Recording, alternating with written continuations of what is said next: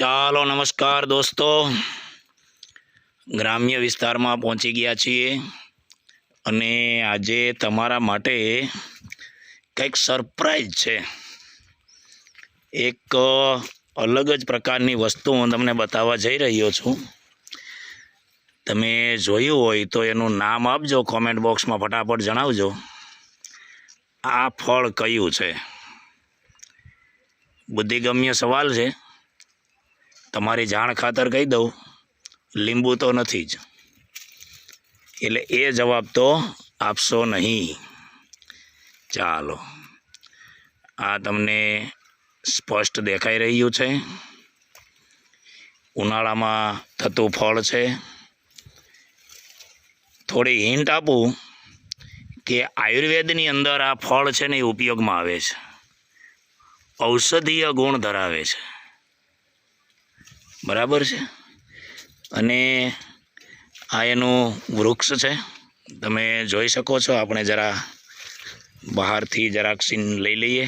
ઓહો, ઘણા બધા ફળ આવી ગયા છે, તમે જોઈ શકો છો. બરાબર, આ રીતનું ઘટાદાર વૃક્ષ છે.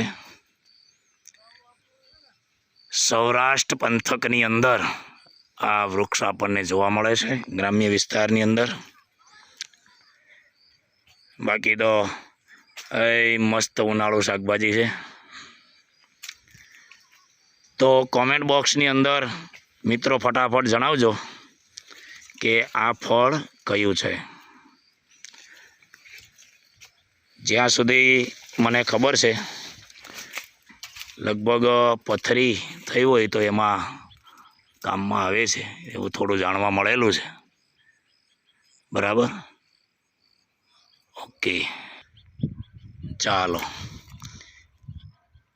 શીંગું ખાવા આવી જાઓ, શીંગું ખાવા. બરાબર છે. આમાં જે ગુણ છે, આ પોષક તત્વો શેની સિંગ છે જણાવજો ફટાફટ. ચાલો, આજે તો તમારા માટે સરપ્રાઈઝના ઢગલે ઢગલા છે. બરાબર, આ કયું ફળ છે, કયું વૃક્ષ છે, ફટાફટ જણાવજો કમેન્ટ બોક્સની અંદર. ઘણું બધું વાવેતર કરેલું છે. અત્યારે આમાં ફળ આવેલા નથી. ચાલો, આમાં તમે કાંટા પણ જોઈ શકો છો. આ પાંદડું તમને બતાવી રહ્યો છું. તો આ રીતનું વાવેતર છે. વચ્ચે બીજું પણ વાવેતર કરેલું છે. આ ટપક મૂકેલી છે આમાં. બરાબર, આ રીતના એના પાંદડા છે. તો મિત્રો કોમેન્ટ બોક્સની અંદર ફટાફટ જણાવતા રહેજો. આ રીતની નવી નવી વસ્તુઓ આપની સમક્ષ રજૂ કરવાનો પ્રયત્ન કરતો રહીશ.